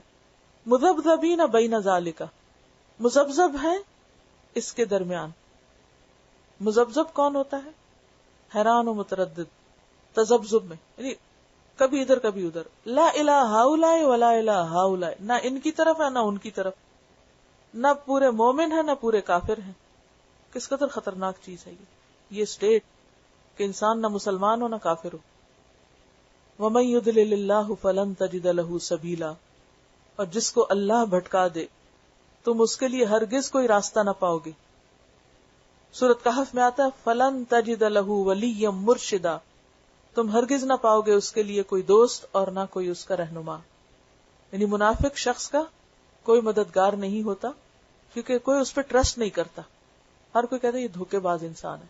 یعنی آپ کسی دھوکے باز کو دوست بنانا چاہیں گے، اس پہ اعتماد کریں گے جو آپ کو 1-2 دفعہ دھوکہ دے دے؟ نہیں. تو ایسے شخص کی نہ کوئی رہنمائی کرتا نہ کوئی اس کا ہاتھ پکڑتا ہے اور اس کو چھوڑ دیتا ہے. وَمَن يُضْلِلِ اللَّهُ فَلَن تَجِدَ لَهُ سَبِيلًا. اور بات یہ ہے کہ جسے اللہ چھوڑ دے اسے کون اپنا ساتھی بنائے. وَمَن لَّمْ يَجْعَلِ اللَّهُ لَهُ نُورًا فَمَا لَهُ مِن نُور، اللہ جس کو نور نہ دکھائے اس کو کوئی نور نہیں دے سکتا. مَن يُضْلِلِ اللَّهُ فَلَا هَادِيَ لَهُ، خطبے میں آتا ہے نا جس کو اللہ بھٹکا دے اسے کوئی ہدایت نہیں دے سکتا. وہ ایسے ہی لوگوں کے بارے میں. اور اللہ ان کو کیوں بھٹکاتا ہے؟ کیونکہ انہوں نے ابھی تک ڈیسائیڈ ہی نہیں کیا کہ مسلمان بن کے رہنا ہے یا کافر بننا ہے. وہ بیچ میں لٹکے ہوئے ہیں. کلما اضاء لهم مشوا فيه واذا اظلم عليهم قاموا، جب کبھی روشنی ہوتی ہے حالات اچھے ہوتے ہیں تو مسلمان بن جاتے ہیں، حالات مشکل ہوتے ہیں تو وہ دوسری طرف پلٹ جاتے ہیں، کھڑے ہو جاتے ہیں. اور یہ جو ہے نا نہ ادھر کے نہ ادھر کے. نبی صلی اللہ علیہ وسلم نے فرمایا منافق کی حالت ایسی ہے جیسے ریوڑ سے بچھڑی ہوئی بکری جو 2 گلوں کے درمیان کبھی ایک کی طرف کبھی دوسرے کی طرف، اور نہیں جانتی کہ ان دونوں میں سے کس کے پیچھے لگے. نبی صلی اللہ علیہ وسلم نے فرمایا تم قیامت کے دن اللہ کے ہاں بدتر شخص اس کو دیکھو گے جو 2 رخا ہو، ان کے پاس آئے تو ان کی سی کہے اور ان کے پاس جائے تو ان کی سی کہے. بخاری کی روایت ہے. تو بات یہ ہے کہ صحیح اور سچا ایمان یہ کہ انسان ہر تردد سے نکل کر سیدھے رستے پہ چلے اور اس پہ جم جائے. تو اللہ کی مدد ہدایت کب آتی ہے؟ جب انسان کیا کرے؟ آپ بتائیں گے مجھے کیا کرے؟ حق پر استقامت اختیار کرے، یکسو ہو جائے، ایک طرف ہو جائے، لا الہ ہؤلاء ولا الہ ہؤلاء نہ رہے. اگر ایسی کیفیت ہوئی تذبذب کی تو اللہ تعالیٰ ہدایت چھین لے گا، ہدایت نہیں دے گا. کوئی شخص اگر ہدایت چاہتا ہو، وہ چاہے کہ وہ اللہ کی مدد کا مستحق ہو، تو کیا کرنا چاہیے اس کو؟ پھر قل آمنت باللہ ثم استقم، حق کو پکڑے اور اس پہ جم جائے اور پھر جمع رہے، کمٹمنٹ کرے. یا ایھا الذین آمنوا، اے لوگو جو ایمان لائے ہو، لا تتخذوا الکافرین اولیاء، کافروں کو دوست نہ بناؤ. پیچھے پڑ چکے ہیں. یہاں اولیاء سے مراد ہمراز، مددگار. من دون المؤمنین، مومنوں کو چھوڑ کر. اتریدون ان تجعلوا للہ علیکم سلطانا مبینا، کیا تم چاہتے ہو کہ تم بنا دو اللہ کے لیے اپنے خلاف کوئی کھلی دلیل؟ تم اپنے خلاف اللہ کو حجت دینا چاہتے ہو کوئی؟ کیونکہ جو مومن ہوگا اس کی محبت کس کے ساتھ ہوگی؟ اہل ایمان کے ساتھ ہوگی. جس کے دل میں اللہ کی محبت ہوگی وہ ایمان والوں سے محبت کرے گا، اور جس کے دل میں دنیا کی محبت ہوگی وہ کس سے محبت کرے گا؟ دنیا والوں سے. اسے اس سے کوئی فرق نہیں کہ جن سے محبت کر رہا ہے ان کا دین اور ایمان کیا ہے، کیونکہ انہیں دین ایمان سے تو دلچسپی نہیں، انہیں تو دنیا سے دلچسپی ہے، تو دنیا والوں سے محبت رکھے. ان المنافقین فی الدرک الاسفل من النار، بے شک منافق جہنم کے سب سے نچلے گڑھے میں ہوں گے. ولن تجد لہم نصیرا، اور تم ان کے لیے ہرگز کوئی مددگار نہ پاؤ گے. درک کس کو کہتے ہیں؟ ایک ہوتا درج اور ایک ہوتا درک. درج ہوتا ہے سیڑھی، اوپر جانے کے لیے ہوتی ہے، اور درک پانی میں اترنے کو، گہرائی میں جانے کو کہتے ہیں، ڈسینڈ کرنے کو. سمندر کی جو گہرائی ہوتی ہے نا، اس کے لیے بھی لفظ بات. ڈیپ انڈرسٹینڈنگ کسی چیز کی بھی درک کہلاتی. ادراک پرسپشن کے لیے استعمال ہوتا ہے نا، ادراک. الاسفل سین فعلام، سافل سے اسفل سافلین آپ نے بہت سنا ہوگا، پست اور حقیر، اعلیٰ کی ضد. من النار آگ میں سے. تو درک الاسفل سب سے نچلا درجہ جس کے بعد کوئی اور درجہ نہیں، تہ. ٹھیک ہے، سمندر کی تہ کے لیے استعمال ہوتا ہے یہ لفظ. تو جہنم میں بھی سب سے نچلی جو بیڈ ہے نا، جہنم کا جو نیچے والا حصہ ہے، جس کے بعد کوئی حصہ نہیں، جس کے بعد اور کچھ نیچے نہیں، وہ درک ہے، درک الاسفل ہے. دیکھیے جہنم کے بھی درجے اور جنت کے بھی درجے ہیں. جنت کے لیے درجے استعمال ہوتا ہے، درجے، اور درجات بلند ہوتے ہیں، ایک کے بعد ایک اوپر جاتے ہیں. اور درک نیچے کے لیے اندر اندر اندر گہرائی میں. تو جہنم کے 7 درجے ہیں: جہنم، لظا، حطمہ، سعیر، سقر، جہیم اور حاویہ. حاویہ، حاویہ کیا ہے؟ سب سے نچلا گڑھا. منافق سب سے نیچے والے گڑھے میں ہوں گے. کیوں؟ لوئسٹ ڈیپتھ، بند. کبھی آپ تصور میں لائیں سمندر کی گہرائی میں اترنے کو. کبھی کوئی آپ نے اگر ایک، میں نے آپ کو بہت پہلے بات کہی تھی کہ سمندر کے بارے میں ضرور کچھ پڑھیں، ضرور کچھ دیکھیں، کیونکہ اس سے آپ کو بہت سی باتیں سمجھ میں آئیں گی. اگر آپ نے کوئی ایسی چیز دیکھی ہو، کوئی بھی ایسے شارٹس جس میں سمندر کی گہرائیوں کا ذکر ہو اور اس کے لوئسٹ پارٹ کا اور اس کے اندھیرے کا اور وہاں جو مخلوق ہے اس کا، تو آپ یقین کریں کہ صرف سوچ کے بھی نا دل گھبراتا ہے. تو بات یہ ہے کہ دنیا میں بھی اللہ تعالیٰ نے یہ ایسی چیزیں رکھی ہیں کہ جو ہمارے لیے جہنم کا تصور کرنے میں بھی آسانی ہو کہ وہ نچلا گڑھا چیز کیا ہوگی. اور بات یہ ہے کہ یہ منافقوں کی جگہ ہے، کیونکہ منافق اپنے گھٹیا طرز عمل کی وجہ سے اسفل سافلین ہے، انتہائی بد اخلاق اور بد کردار لوگ جو لوئسٹ لیول پر ہے نا.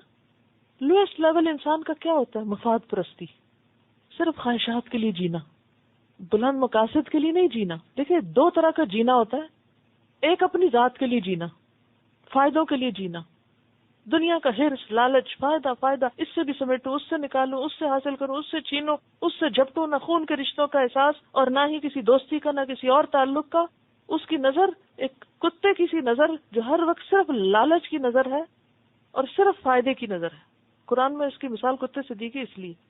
تو وہ صرف دنیا کے حقیر فائدوں کے لیے جیتا نا، اور وہ نہیں پرواہ کرتا حرام کی، نہ حلال کی، نہ جائز کی، نہ جائز کی، کسی پہ ظلم ہو رہا ہے یا نہیں ہو رہا، کیا ہے اور کیا نہیں. اس کو صرف اس سے ہے کہ میرا فائدہ، میرا مطلب، میرا مفاد، میری غرض کس سے پوری ہوتی ہے. بس مجھے اس سے غرض ہے کہ میں اور میرا فائدہ اور میری مرضی اور میری خوشی اور میری ذات اور میری بادشاہت، بس اس سے آگے کچھ نہیں. اور دوسرا انسان جیتا ہے مقاصد کے لیے، وہ ذات کے لیے نہیں جیتا، وہ بندوں کے لیے جیتا ہے، وہ اعلیٰ مقاصد کے لیے جیتا ہے، وہ دنیا کے لیے نہیں جیتا، وہ آخرت کو منزل بنا کے جیتا ہے. یہ دو مختلف شخصیتیں ہو جاتی ہیں. جو دنیا کے لیے جینا ہے اور صرف دنیا کی محبت میں، یہ انسان کے اندر نچلا پن پیدا کرتا ہے.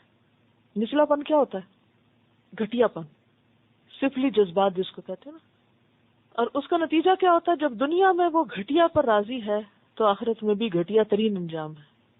اور جو دنیا میں مقاصد کے لیے جیتا، اس نے اپنی زندگی کا مقصد صرف کھانا پینا اور صرف سفلی جذبات کی تکمیل نہیں رکھا، بلکہ اس سے آگے وہ سوچتا ہے، اور وہ صرف اپنے لیے نہیں سوچتا، وہ اوروں کی بھی بھلائی کے لیے سوچتا ہے.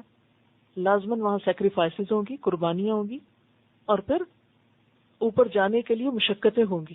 وہ مشقت والی زندگی ہوگی، انجام بھی دونوں کا فرق ہوگا. تو ہم سب کو یہ سوچنا چاہیے کہ ہم کس درجے پہ جی رہے ہیں.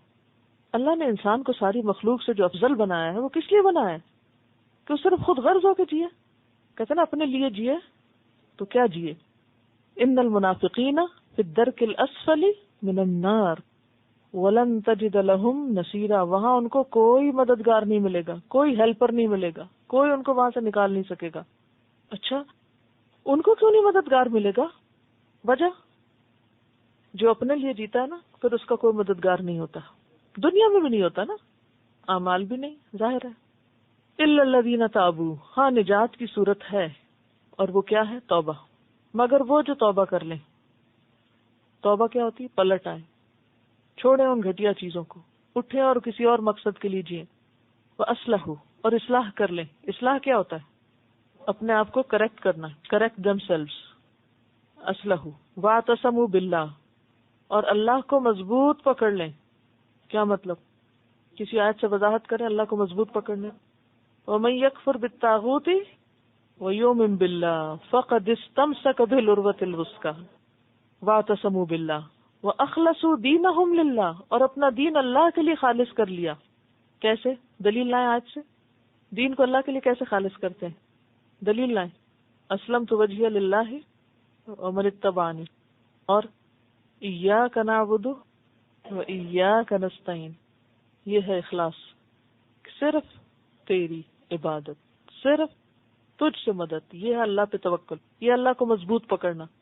مضبوط پکڑنا کیا ہے؟ ایاک نستعین، سب سے بڑھ کر اللہ کا سہارا ہو جائے، اور دین اللہ کے لیے خالص ہو جائے، صرف اس کی عبادت ہو، کوئی ریاکاری نہیں. اس میں ایک بڑی ہی خوبصورت بات ہے جو روایات میں آتی ہے کہ حضرت عیسیٰ علیہ السلام سے ان کے حواریوں نے پوچھا تھا کہ اس کا کیا معنی ہے، اللہ کے لیے خالص ہونے کا کیا معنی، اپنے دین کو اللہ کے لیے خالص کرنا کیا ہے، مخلص ہونا کیا ہے، مخلص ہونا کیا ہے. تو انہوں نے کہا اس سے مراد وہ شخص ہے جو اللہ کے لیے عمل کرے اور اس عمل پر لوگوں کی تعریف کو پسند نہ کرے. اللہ کے لیے عمل کرے اور اس عمل پر لوگوں کی تعریف پسند نہ کرے، یعنی اس کا شوق نہ ہو کہ کوئی میری تعریف کرے. ذرا جانچیں اس پر اپنے آپ کو. اخلصوا دینہم للہ. آج ہمارا حال کیا کہ دین کے نام پہ کوئی کام کرتے ہیں، پھر فوراً کیا چاہتے ہیں؟ اب ہماری تعریف ہو، اور اگر تعریف نہیں تو ہم نہیں کر رہے آگے. آپ نے اپریشیٹ ہی نہیں کیا، ہمیں شکریہ بھی ادا نہیں کیا.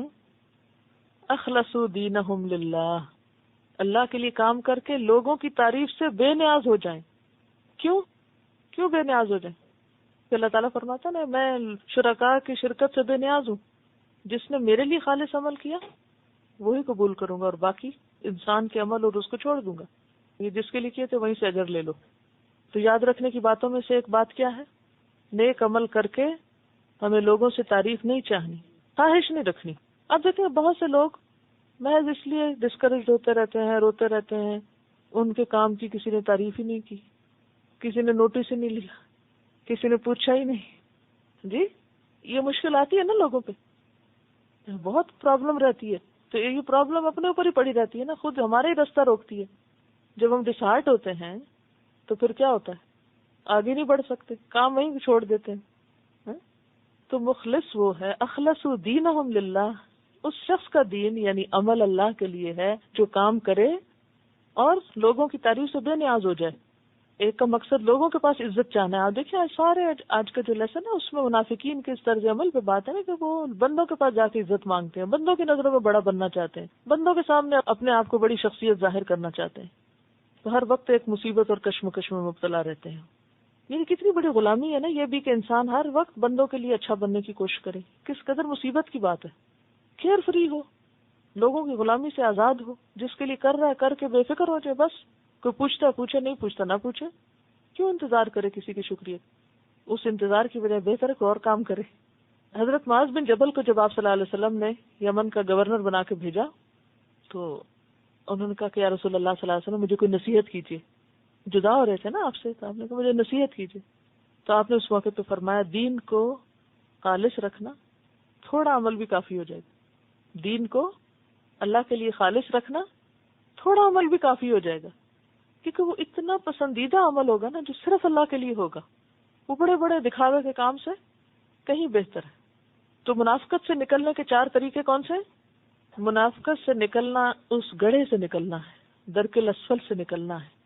اس سے نکلنے کے لیے توبہ ضروری ہے. صرف زبانی توبہ کافی نہیں, اصلاح ضروری ہے, اپنے آپ کی کریکشن ضروری ہے, اپنی غلطیوں کا اعتراف ضروری ہے. پھر اللہ سے مضبوط تعلق ضروری ہے, وَمَن یکفر بالطاغوت ویؤمن باللہ. اور پھر اپنے دین کو اللہ کے لیے خالص کرنا ضروری ہے. اور دین سے مراد نیک کام. یہی دین ہے نا. دین کیا ہوتا ہے؟ فلاں دیندار ہے, کیا مطلب ہے اس کا؟ اچھے کام کرتا ہے. یعنی جو بھی اچھے کام کرے پھر انسان کس کے لیے کرے؟ اللہ کے لیے. فَأُولَئِكَ مَعَ الْمُؤْمِنِينَ, یہ لوگ ہیں مومنوں کے ساتھ. اب نکل آئے منافقت سے ان 4 باتوں سے. وَسَوْفَ يُؤْتِ اللَّهُ الْمُؤْمِنِينَ أَجْرًا عَظِيمًا, اور عنقریب دے گا اللہ مومنوں کو اجر بہت بڑا, بہت بڑا اجر دے گا. تو ان آیات میں ہم سب کے لیے بہت بڑا سبق ہے. نمبر 1, ہم اپنی اپنی غلطیوں اور کوتاہیوں اور خطاؤں کی لسٹ بنائیں. کچھ وقت عبادت میں گزاریں گے, اور جب رات کی تنہائی ہو, خاموشی ہو, تو اس وقت آپ کے اندر کا جو ڈیپ ڈاؤن آپ کی سوچ ہے نا وہ باہر آئے گی. آپ کو اپنی غلطیاں نظر آئیں گی, اپنی کوتاہیاں یاد آئیں گی, اور سب کو لکھتے جائیں. مثلا منافقین کی جو علامات یہاں بتائی گئی, نماز میں کوتاہی, زکوٰۃ میں کوتاہی وغیرہ. اس کے علاوہ بات کرے تو جھوٹ بولے. اپنے آپ سے پوچھیں کہیں میری گفتگو میں جھوٹ تو نہیں ہوتا, کہیں میں چیزوں کو ایگزیجریٹ تو نہیں کرتی, چھوٹی چیز کو رائی کو پہاڑ دکھاتی, کہیں وعدہ تو نہیں توڑتی میں وعدہ کر کے, کہیں میں خیانت تو نہیں کرتی, کہیں جھگڑے میں ابیوسو لینگویج تو نہیں یوز کرتی. یہ ساری منافقین کی علامتیں, اور خصوصاً جھوٹ, کہ جس کے اندر جھوٹ ہے وہ پکا منافق. اور ایک اور جگہ پر آتا ہے کہ ہاں وہ نماز پڑھے روزہ رکھے.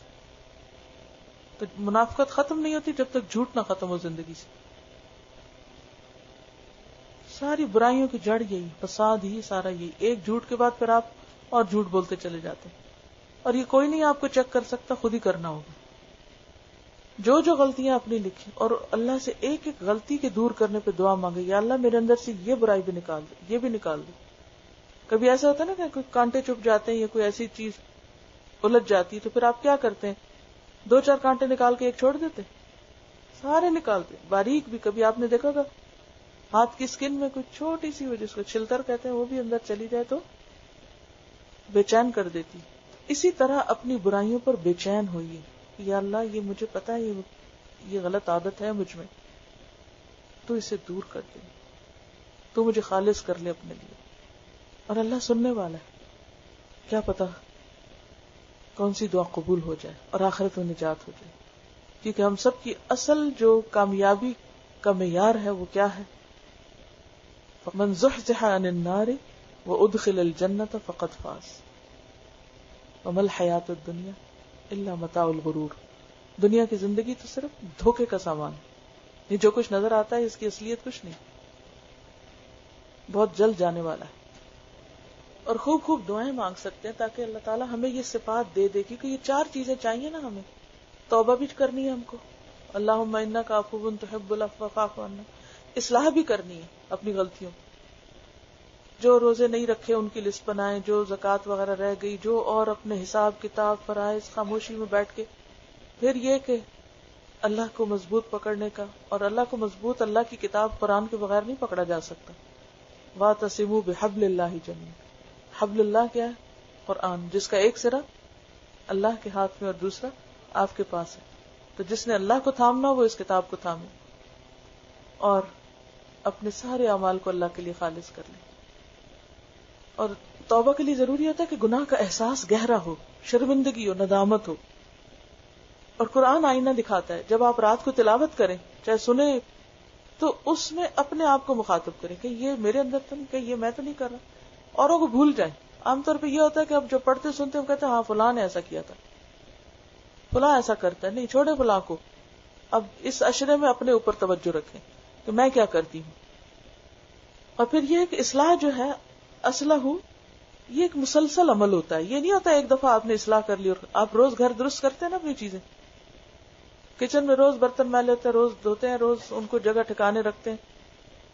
جب کھانا کھانے کے بعد اگر آپ ایک نظر ڈالیں تو وہ فساد کی مثال ہے.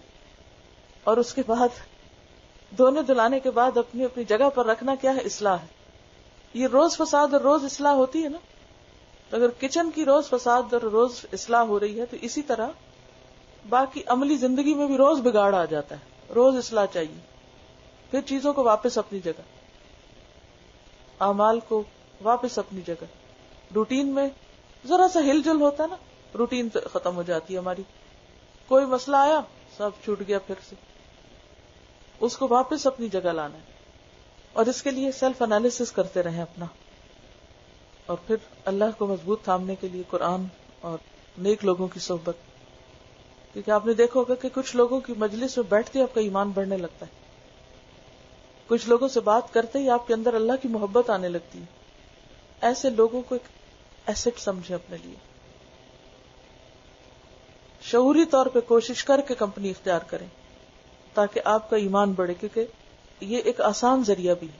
اسی لیے اکیلے نماز پڑھنے کی بنسبت جب آپ جماعت میں نماز پڑھتے ہیں یا مسجد میں، تو آپ نے دیکھا ہوگا آپ کو خشوع زیادہ ہو جاتا ہے، آپ کے اندر ایک ہمت طاقت زیادہ بڑھ جاتی ہے. اکیلے میں پھر سستی ہو جاتی ہے. پھر اس کے ساتھ ساتھ آپ نے یہ بھی دیکھا ہوگا کہ ایسی چیزوں سے بچنا بھی ضروری ہوتا ہے کہ جو بگاڑ میں ڈالے انسان کو. ان لوگوں کی مجلس چھوڑنی ہوگی کہ جو آپ کو اللہ سے دور کرتے ہوں اور لوگوں کی غیبت کرتے رہتے ہوں اور لوگوں کے درمیان پھوٹ ڈلواتے رہتے ہیں. اگر اجر عظیم چاہیے تو آپ کو یہ 4 چیزیں چاہیے. تابو میں کیا کیا، اسلحو میں کیسے، اور اعتصموا باللہ کیسے، اور پھر اخلصوا دینہم للہ کیسے. یہ 4 لائنیں بنا کے، یہ ضروری نہیں کہ اسی قسم کا نقشہ بنائیں. آپ رات کو جب جاگیں ایک پیپر لیں، 4 خانے بنائیں، اوپر یہ 4 کام لکھیں اور اس کے نیچے لکھیں کہ کس کس چیز پہ توبہ کرنی. ٹھیک ہے، کن کن چیزوں کی اصلاح کرنی ہے. ابھی تک مجھے میری نماز ابھی ٹھیک نہیں ہے، اچھا میرا ابھی فلاں کام ٹھیک نہیں، ابھی میری زبان صحیح نہیں، ابھی مجھے یہ عادتیں اپنے اندر سے نکالنی. پھر یہ کہ اللہ کو مضبوط تھامنا ہے، کس طریقے سے قرآن پڑھنا ہے تو اس میں مجھے کیا کیا کرنا ہے، اپنے تجوید ٹھیک کرنی ہے، ترجمہ پکا کرنا ہے، سب آیات کے معنی کو سمجھنا ہے. اور نیک لوگوں کی صحبت، اگر روز نہیں تو ہفتے میں ایک دن کہیں ایسے لوگوں کی مجلس میں جا کے بیٹھے. ابھی جیسے آپ لوگ یہاں آتے ہیں تو یہ سب آپ سب ایک دوسرے کے لیے سپورٹ ہے. سب ایک ہی کام کر رہے تھے نا، اللہ کو یاد کر رہے تھے. یہاں بیٹھ کر آپ کو ایک طرح سے تقویت ملتی.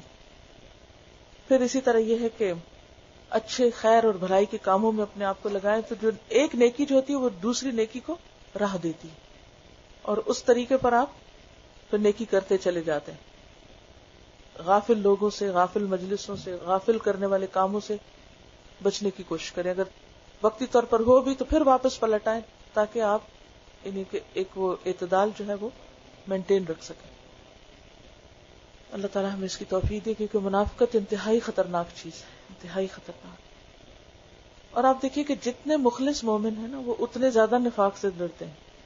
اور جو منافق ہوتے ہیں نا، لا یفقہون، ان کو سمجھ ہی کوئی نہیں وہ کس مصیبت میں، لا یشعرون، ان کو شعور ہی نہیں وہ کتنا غلط کر رہے ہیں. مثلاً حضرت عمر کے بارے میں آتا ہے کہ وہ حضرت حذیفہ بن یمان، جن کو نبی صلی اللہ علیہ وسلم نے منافقین کے نام لکھوائے تھے، جو 80 کے قریب تھے. پہلے تو آپ سب کے لیے اوپن کرنے والے تھے، لیکن انہی منافقوں کے کچھ مخلص رشتہ دار تھے، جیسے عبداللہ بن ابی کا بیٹا جو تھا عبداللہ، وہ انتہائی مخلص مومن تھا. ان لوگوں کے لیے شرمندگی کا باعث ہوتا. تو پھر روک دیا گیا، ورنہ تو قرآن میں نام لکھے ہوئے آ جاتے سب، قیامت تک ایک آر ہو جاتی ان کے لیے. تو بہرحال حضرت حذیفہ جو تھے آپ کے رازدان تھے، آپ نے ان کو نام لکھوائے، اور حضرت عمر جو تھے وہ حضرت حذیفہ کو قسم دے دے کے پوچھتے تھے مجھے بتاؤ کہیں میرا نام تو اس لسٹ میں نہیں، کہ میں تو نہیں ان میں سے لکھا ہوا. اتنی ان کو اپنے بارے میں فکر ہوتی تھی. لیکن ہم لوگ جب ایسی آیتیں پڑھتے ہیں تو ہم سوچتے نہیں ہماری تو بات ہی نہیں ہے، یہ تو وہ ہوتے تھے مدینہ میں منافق، ان کے بارے میں آئی ہیں آیتیں. ٹھیک ہے آغاز تو وہی ہے، ڈائریکٹ تو انہیں کو کہا گیا، مگر اس کے بعد ہمارے لیے آیتیں کیوں چھوڑ دی گئی، منسوخ کیوں نہیں کر دی گئی؟ اس لیے کہ ہم بھی دیکھ لیں کہ کہیں ایسی تو کوئی چیز ہمارے اندر نہیں. تابو اور اسلحو کا مطلب کیا ہے کہ اس غفلت کی کیفیت سے پھر واپس پلٹ کے آؤ. دن میں 5 دفعہ مردوں کے لیے نماز جماعت کے ساتھ پڑھنے کا حکم کیوں ہے؟ کہ وہ گھر میں گئے، دنیا میں گئے، کاروبار میں گئے، غلطیاں ہوئی، واپس پلٹے، پھر آئے، پھر جڑے، پھر اصلاح کی، پھر غلطی ہوئی، پھر واپس گئے، پھر غلطی، پھر پلٹا. اور مومن کی یہ دوڑ لگی رہتی ہے. لیکن ہم نے اس کا بھی مذاق بنا لیا، ملا کی دوڑ مسجد تک، اور اس طرح کہہ کے لوگوں کو مسجد سے ہی بھگا دیا کہ ہر وقت مسجد جانے کی کیا ضرورت ہے. جبکہ حدیث میں ہم نے پڑھا کہ نبی صلی اللہ علیہ وسلم نے فرمایا اگر منافقوں پہ سب سے بھاری عشاء اور فجر کی نماز ہوتی ہے، اگر انہیں پتہ چل جائے کہ اس میں اجر کیا ہے اور وہ چل کے نہ آ سکے تو وہ گھٹنوں کے بل آئیں، رینگ کے پہنچے، مگر پہنچے ضرور. تو بات یہ ہے کہ ہم سب کو اپنی اپنی فکر کرنی چاہیے کہ یا اللہ ہمیں اس میں شامل نہ کرنا، ہمیں مخلص مومن بنا دے. رات کو بھی جب آپ جاگیں تو دعاؤں کی کتاب جو ہے نا وہ کوشش کریں ایک دفعہ ساری پڑھ لیں، اور یہ نہیں کہ ریڈنگ کر لیں، ایک ایک دعا پڑھ کے اس کو رکے. اگر عربی کا معنی نہیں آتا نیچے سے ترجمہ پڑھے اور سوچ سوچ کے اپنے لیے مانگے کہ یا اللہ یہ چیز دے مجھے. اور اسی میں ایک دعا اللہ طہر قلبی من النفاق، اللہ میرے دل کو نفاق سے پاک کر دے، کیونکہ دل میں یہ جڑ پکڑتا ہے، یہ دل کی بیماری ہے اور پھر سارے بدن پہ پھیل جاتی ہے. اور پھر یہ ہے کہ ایک اور چیز جو کرنے کی ہے وہ لوگوں کے سامنے اور پیچھے ان کے لیے برابر رہے. یہ نہ ہو کہ سامنے سلام کرے اور پیچھے سے آر کرے ان کو. پھر فرمایا ما یفعل اللہ بعذابکم ان شکرتم وآمنتم، کیا کرے گا اللہ تم کو عذاب دے کر اگر تم شکر گزار بنو اور ایمان لے آؤ. یعنی نہیں عذاب دے گا تم کو اللہ. یہاں ما جو ہے استفہام انکاری کے لیے ہے. استفہام کیا تھا؟ Question mark. اور انکاری کا مطلب ہے کہ نہیں ایسا نہیں کرے گا. تو یوں بھی ترجمہ کر سکتے ہیں کہ اللہ تم کو عذاب نہیں دے گا اگر تم نے شکر کیا اور ایمان لائے. تو گویا ان دو صفات کے ساتھ عذاب نہیں ہوتا، ایمان اور شکر گزاری. اور شکر گزاری کیا ہوتی ہے؟ نعمتوں کو ایکنالج کرنا، دل سے ان پر خوش ہونا، زبان سے اللہ کی تعریف کرنا، اور ان نعمتوں کو اللہ کے راستے میں خرچ کرنا، اور اللہ پر پورا بھروسہ رکھنا. وَكَانَ اللَّهُ شَاكِرًا عَلِيمًا، اور ہے اللہ قدردان، شاکر جو تھوڑے عمل پر زیادہ جزا عطا کرتا ہے. کیونکہ ہمارے پاس تو اتنی کیپیسٹی نہیں کہ ہم وہ کریں جس سے جنت خرید سکیں. لیکن اجرن عظیمہ کیا ہے؟ اس کی جنت ہے جس کی وسعت آسمان و زمین کے برابر ہے. آپ اگر ساری زندگی بھی کام کریں تو کیا کوئی ایک ملک بھی خرید سکتے ہیں؟ ملک کیا ایک شہر خرید سکتے ہیں؟ ایک شہر کیا ایک گاؤں بھی خرید نہیں سکتے. لیکن دنیا میں چند سال تھوڑا سا صبر کر کے، تھوڑے سے نیک کام کر کے انسان اللہ کی رحمت کا اس قدر مستحق ہو جاتا ہے کہ آخرت میں وہ جنت ملتی ہے اس کو کہ ارضها السماوات والارض، جس کی وسعت آسمان و زمین کے برابر ہے، جو کبھی فنا ہونے والی نہیں، جس کی نعمتیں ہمیشہ باقی رہنے والی. تو یہ اللہ کی قدردانی. علیما، علم والا ہے، سب کچھ جانتا ہے کون کیا کرتا ہے. تو بات یہ ہے کہ اللہ تعالیٰ بندوں کو پکڑ سکتا ہے، عذاب دے سکتا ہے، لیکن اللہ تعالیٰ نے بندوں کو اس لیے نہیں پیدا کیا کہ وہ ان کو عذاب ہی دے. وہ بندوں سے چاہتا ہے کہ وہ اپنے رب کو پہچانے، اس کے شکر گزار ہوں. اور اگر کوئی ایسا کرتا ہے تو پھر اللہ تعالیٰ اس سے راضی ہو جاتا ہے.